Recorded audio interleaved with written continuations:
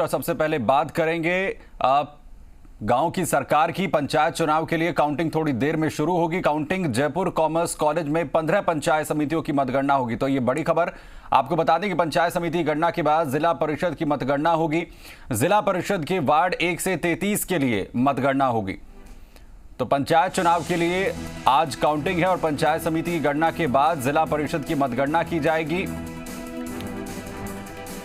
Jaipur commerce college में 15 पंचायत समिति की मतगणना, पंचायत समिति की गणना के बाद जिला परिषद की मतगणना और जिला परिषद के वार्ड 1 से 33 के लिए मतगणना यहां पर की जाएगी। तो गांव की सरकार के लिए आज जो है नतीजे सामने आएंगे।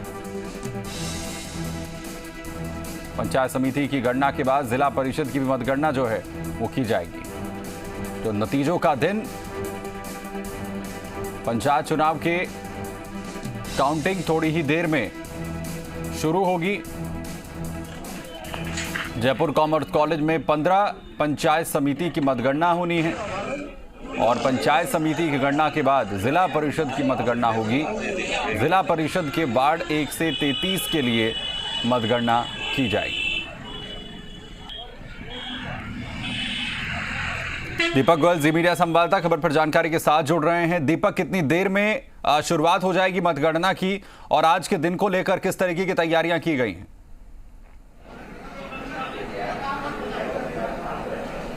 देखिए, जिसका इंतजार था वो खत्म हो चुका है और 9 बज चुके हैं और सबसे पहले डाक मतपत्रों की जो मतगणना है उसका काम शुरू होगा। स्ट्रांग रूम से और मतगणना कक्ष तक कह सकते हैं ईवीएम है, उनको कड़ी सुरक्षा के बीच में पहुंचाने का काम अब से कुछ देर में शुरू हो जाएगा।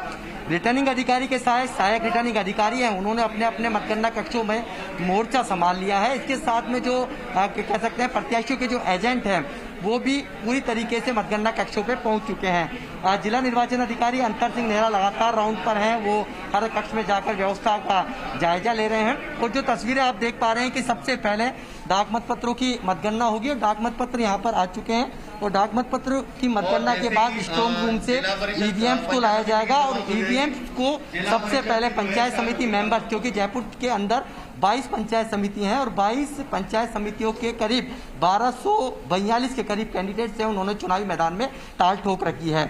जयपुर के अंदर 442 पंचायत समिति पदों के लिए ये चुनाव हुआ था। 3 चरणों के अंदर ये इलेक्शन हुआ था, शांतिपूर्ण तरीके से इलेक्शन हुआ था और पंचायत समिति मेंबर्स की जब काउंटिंग पूरी हो जाएगी उसके बाद सेकंड फेज में जिला परिषद के 51 सदस्यों के जो करीब 128 के करीब जो कैंडिडेट्स हैं उनका ईवीएम से उसमें उनकी किस्मत का जो पिटारा है वो खुलेगा। हमारे साथ रिटर्निंग अधिकारी हैं मनीष फौजदार जी।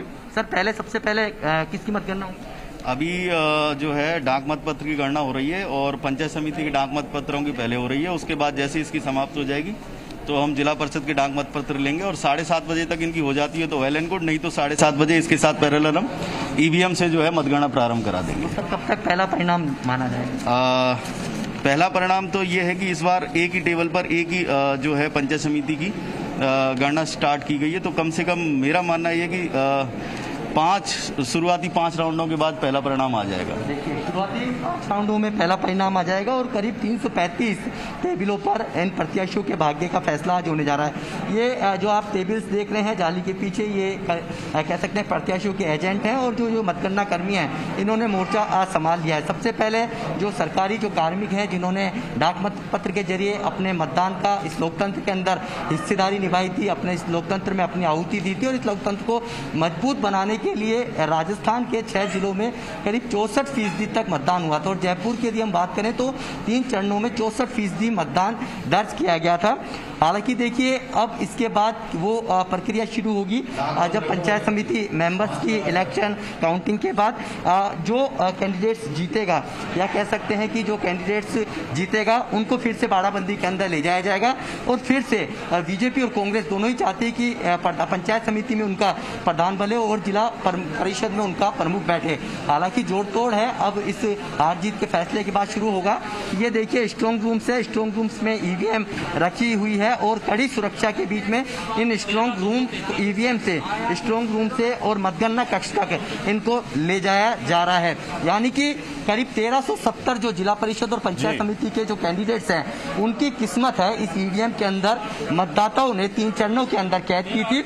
आज इस किस्मत का पिटारा है वो खुलने जा रहा है। सबसे पहले डाक मत पत्रों की मतगणना हो रही है और उसके बाद ईवीएम के से जो किस्मत है, जो कैद है वो खुलेगी। हालांकि देखिए ये तो तय है कि जयपुर पंचायत समिति जो 22 हैं उनमें जो 1270 कैंडिडेट्स है 1242 कैंडिडेट्स हैं 442 वार्डों में, उनमें से 442 से चुने जाएंगे और सबको हार का सामना करना पड़ेगा। 442 कैंडिडेट्स के ही जीत का सेहरा है वो बंधेगा। इसी तरीके से जयपुर जिला परिषद की जो 51 वार्ड हैं और जिनमें 128 के करीब जो कैंडिडेट्स हैं उन्होंने चुनावी मैदान में ताज ठोक रखी है, उनमें से 51 के सर पे जीत का ताज बनेगा। लेकिन ये जीत का सेहरा किस पर बनता है, जनता ने किसको अपना प्रतिनिधि चुना है जो कि उनके गांव की आवाज को सदन तक पहुंचाए और उनके गांव के अंदर विकास की बयारा है। देखिए सभी जगह, दोनों जगह कांग्रेस या बीजेपी की यदि हम बात करें तो दोनों ही पार्टियों के विधायकों की, उनमें मंत्रियों की और साथ में भाजपा के प्रदेश अध्यक्ष की है, इनकी प्रतिष्ठा दांव पर लगी हुई है। जयपुर के अंदर सूबे सरकार के अंदर 2 मंत्री ऐसे हैं जो झोटवाड़ा और कोटपुतली से आते हैं, उनकी भी प्रतिष्ठा पूरी तरीके से दांव पर लगी है, जिसमें लालचंद कटारिया है और कोटपुतली से राजेंद्र यादव है। साथ में जो कांग्रेस समर्थित 3 विधायक हैं बाबूलाल नागर, लक्ष्मण मीणा के साथ में आलोक बेनीवाल, इनकी भी जो प्रतिष्ठा है दांव पर लगी हुई है।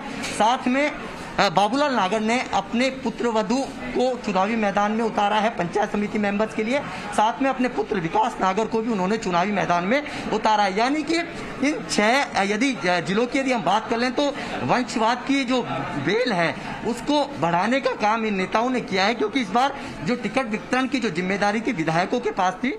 बाबूलाल नागर अपने भाई को, पहले भी जिला प्रमुख 2015 कह सकते हैं कि 2010 से 2015 तक का जो कार्यकाल था उसमें अजय लाल नागर उनके भाई हैं, जिला प्रमुख रह चुके हैं। भले ही इस बार जिला परिषद के अंदर महिला सामान्य की सीट हो, लेकिन फिर भी उन्होंने अपने बेटे को चुनावी मैदान में जिला परिषद मेंबर के लिए उतारा। साथ में अपनी जो पुत्र वधू है यानी कि उनकी वाइफ है विकास नागर की रूपाली नागर, उनको पंचायत समिति मौजमाबाद से चुनावी मैदान में उतारा है, क्योंकि वो ऐसी महिला की सीट है और बाबूलाल नागर चाहते हैं कि प्रधानी उनकी घर से ही उनकी बहू करे।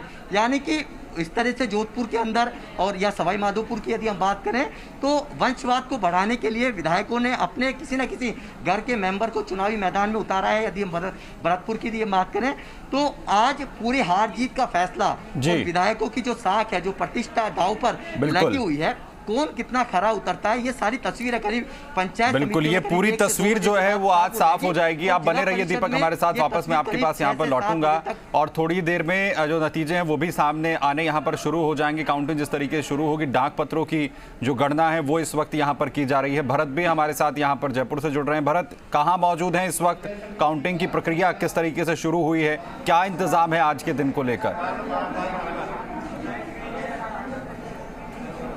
देखिए, अभी हम कॉमर्स कॉलेज में मौजूद हैं और यहाँ पर जयपुर जिले की 15 पंचायत समितियां हैं जिनकी काउंटिंग हो रही है। अभी शुरुआत में पंचायत समितियों की यहाँ पर काउंटिंग हो रही है और उसके बाद में जिला परिषद सदस्यों की काउंटिंग होगी। सबसे पहले आप देखिए सांगानेर पंचायत समिति का ये कक्ष है जहाँ पर काउंटिंग शुरू हो चुकी है। ईवीएम उनकी टेबलों पर आ चुकी है और अब वो काउंटिंग यहाँ पर की जा रही है। पहले राउंड में गिनती शुरू हो चुकी है और सांगानेर पंचायत समिति के एजेंट बैठे हुए उनके सामने ईवीएम कक्षों में पहुंच चुकी है और अभी डाक मतों की मतपत्र है, सबसे पहले उनकी काउंटिंग यहाँ पर चल रही है और उसके बाद में ईवीएम को खोला जाएगा और उसकी काउंटिंग यहाँ पर की जाएगी। थोड़ी देर बाद में जब ये डाक मतपत्रों की काउंटिंग हो जाएगी, ईवीएम से स्थितियां क्लियर होना शुरू हो जाएगी और अभी कलेक्टर अंतर सिंह नेहरा भी यहाँ पर पहुंच चुके हैं और लगातार वो व्यवस्थाएं यहाँ पर देख रहे हैं। तस्वीरों आप देख रहे हैं वो सारी व्यवस्थाएं यहाँ पर लगातार देख रहे हैं। राजस्थान कॉलेज भी इससे पहले जाके आए हैं, वहाँ पर व्यवस्थाएं देखी है। आप कॉमर्स कॉलेज में पहुंचे हैं और यहाँ पर लगातार व्यवस्थाएं देख रहे हैं। किस तरह से देख रहे हैं सर, काउंटिंग शुरू हो चुकी है? हाँ, 9 बजे काउंटिंग शुरू हो गई है और सभी जगह देख लिया, सभी जगह व्यवस्थाएं पूर्ण है और अभी शीघ्र सभी जगह पर काउंटिंग शुरू हो चुकी है। मैं समझता हूँ कि 1 बजे तक हम खत्म कर लेंगे। ये थे कलेक्टर अंतर सिंह नेहरा जिन्होंने कहा कि लगातार वो व्यवस्थाएं देख रहे हैं। अभी तक किसी प्रकार की कोई दिक्कत नहीं है। कॉमर्स कॉलेज में भी काउंटिंग शुरू हो चुकी है। शुरुआत में डाक मतपत्रों की यहाँ पर काउंटिंग की जा रही है और कुछ देर बाद में ईवीएम भी खुल जाएगा और उसके बाद में स्थितियाँ क्लियर होना शुरू हो जाएगी। जी, अगर बात करें यहाँ पर आज की मतगणना की तो उसमें जो है डाक पत्रों की काउंटिंग यहाँ पर की जा रही है। दौसा से हमारे साथ लक्ष्मी अवतार भी यहाँ पर जुड़ गए हैं, जी मीडिया संवाददाता साकेत भी हैं हमारे साथ, अरविंद भी हमारे साथ सवाई माधोपुर से। मैं आपके पास आ रहा हूँ लक्ष्मी, कहाँ इस वक्त मौजूद हैं और किस तरीके से व्यवस्थाएं जो है आज के दिन को लेकर की गई है? ये हम दौसा जिला मुख्यालय पर जो पीजी कॉलेज परिसर है वहाँ पहुंच चुके हैं, जहाँ पे आज पंचायत चुनाव के मतगणना यहाँ हो रही है। 11 पंचायत समिति में चुनाव हुआ था, उसकी आज यहाँ मतगणना की जा रही है। पंचायत समिति की मतगणना पहली पारी में की जा रही है। 781 प्रत्याशी चुनावी मैदान में थे, जिनके परिणाम अभी कुछ देर में यहाँ शुरू हो जाएंगे। ठीक 9 बजे अब जो मतगणना है वो शुरू हो गई है। सबसे पहले जो डाक मतपत्र है उनकी मतगणना की जा रही है। हमारे साथ दौसा एडीएम राम खिलाड़ी मीना है, इनसे बात करते हैं। सर, मतगणना को लेकर किस तरीके की व्यवस्था है? मतगणना को लेकर अभी स्टार्टिंग में हमने पंचायत समिति सदस्यों के लिए सुरक्षा को लेकर किस तरह के प्रबंध यहाँ किए गए? हमने माकूल व्यवस्था की गई है सारी।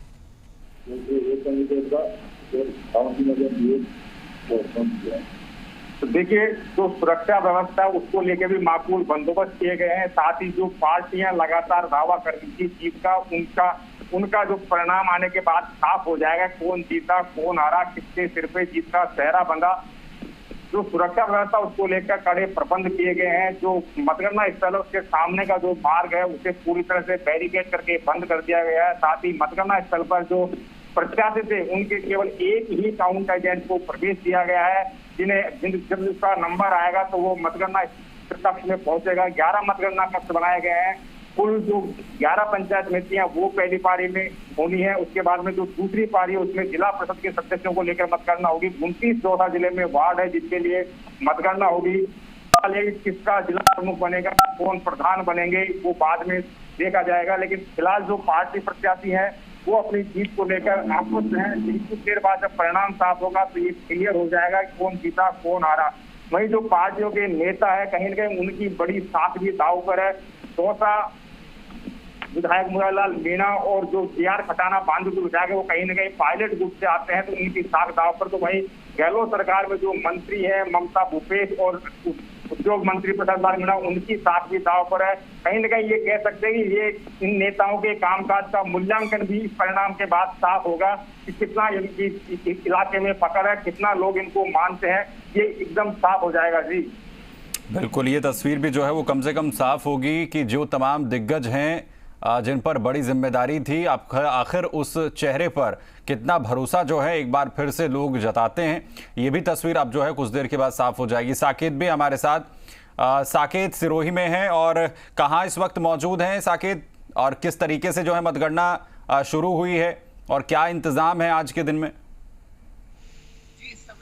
जिला मुख्यालय के नवीन भवन विद्यालय में हूँ, जहाँ पर मतगणना केंद्र बनाया गया है और यहाँ पर मतगणना शुरू भी हो चुकी है। पहले डाक मतपत्रों की मतगणना हो रही है, उसके बाद ईवीएम मशीनों को खोला जाएगा। यहाँ पर सुरक्षा की बात करें तो सुरक्षा को लेकर पूरे इंतजाम किए गए हैं। जगह जगह बैरिकेड्स लगाए गए हैं और 330 पुलिस कर्मियों को यहाँ पर चुनाव ड्यूटी पर लगाया गया है। जिला कलेक्टर भगवती प्रसाद भी अभी थोड़ी देर पहले यहाँ आ चुके हैं और यहाँ की तैयारियों का जायजा ले रहे हैं। जी साकेत, वहां पर जो अधिकारी मौजूद हैं उनके पास, मैं आपके पास जब वापस लौटूंगा तो उनसे भी हमारी बात करवाइएगा। कोशिश कीजिएगा कि आप उनसे बात कर सकें, उन अधिकारियों से बात कर सकें जो इस वक्त वहां पर ड्यूटी में लगे हैं, और स्ट्रांग रूम से लेकर मतगणना कक्ष तक के लिए क्या कुछ इंतजाम है उनसे भी वहां पर बात करें। कोशिश कीजिए उनके पास जाने की। मैं वापस आपके पास यहाँ पर लौटता हूँ, उससे पहले मैं यहाँ पर जो है दीपक वापस आपके पास आ रहा हूँ। चलिए, दीपक के पास जाने से पहले अरविंद भी हमारे साथ यहाँ पर सवाई माधोपुर से। अरविंद, सवाई माधोपुर में क्या कुछ इंतजाम है आज के दिन के लिए, किस तरीके के इंतजाम जो है वहां पर किए गए हैं, और जो तमाम प्रत्याशी हैं अपनी जीत को लेकर कितने आशान्वित नजर आ रहे हैं? देखिए, पंचायत चुनाव मतगणना लगभग शुरू हो चुकी है। डाक मतपत्रों की मतगणना की जा रही है। इसके साथ ही ईवीएम भी स्ट्रांग रूम से जो काउंटर है जहां पर गणना होनी वहां तक आ गए हैं। सभी प्रत्याशी जो उम्मीदवार हैं उनके कैंडिडेट वहां पर मौजूद है, रिटर्निंग अधिकारी और भी जो चुनाव से जुड़े अधिकारी हैं वो भी वहां पर मौजूद हैं। पहले राउंड में वार्ड नंबर 1 से 7 तक की काउंटिंग होगी, जिसमें गंगापुर सिटी और बावनवास का क्षेत्र आता है। और इसके बाद फिर गंगापुर और बावनवास की 14 टेबलों की गिनती हो रही है, जबकि सवाई माधोपुर, चौथ का बरवाड़ा, खंडार, इनकी 7-7 टेबल लगाई गई हैं। पहले पंचायत समिति सदस्यों की काउंटिंग शुरू हो रही है, उसके बाद दूसरी पारी में जिला परिषद की जाएगी। कुल मिलाकर यूं कहें 145 वार्डों की पहले जो गिनती हो रही पंचायत समिति में, जिसमें 496 उम्मीदवारों ने अपनी उम्मीदवारी जाहिर की थी और मैदान में थे। अब उनके सबके भाग का फैसला कुछ ही देर में शुरू हो जाएगा और कौन जीतेगा, कौन हारेगा, किसके चेहरा बनेगा, ये सब चुनाव परिणाम घोषित होने के बाद मालूम पड़ जाएगा। और चुनाव से संबंधित जो पर्यवेक्षक है, अधिकारी है, वो लगातार मतगणना काउंटर पर नजर बनाए हुए हैं। अनाउंसमेंट किया जा रहा है। साथ ही पुलिस की जो है वो चाक चौबंद व्यवस्थाएं की गई है।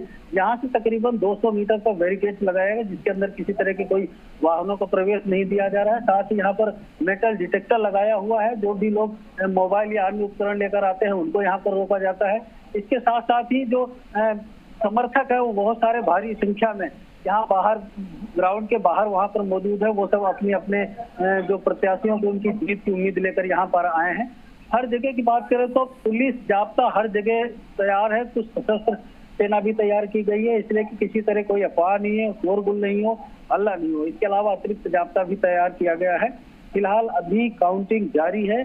अभी 1 से 7 नंबर वार्ड की काउंटिंग चल रही है। किसी तरह की भी कोई घोषणा नहीं हुई है। पहले डाक मत पत्रों की गणना की जा रही है, इसके साथ ही ईवीएम मशीन भी काउंटिंग शुरू की जाएगी। तो मतगणना जो है वो शुरू की जाएगी। फिलहाल डाक पत्रों की मतगणना जो है यहाँ पर शुरू हो चुकी है। मैं आपसे भी यही कहूंगा अरविंद, वापस आपके पास जब लौटें तो कम से कम जो अधिकारी वहां पर मौजूद हैं उनसे भी जरा बात करने की कोशिश कीजिएगा। दीपक भी हमारे साथ यहाँ पर। दीपक, 64% के तकरीबन जो है मतदान हुआ है, ये आखिर किस ओर इशारा यहाँ पर करता है? प्रत्याशी इस मतदान प्रतिशत को किस तरीके से ले रहे हैं?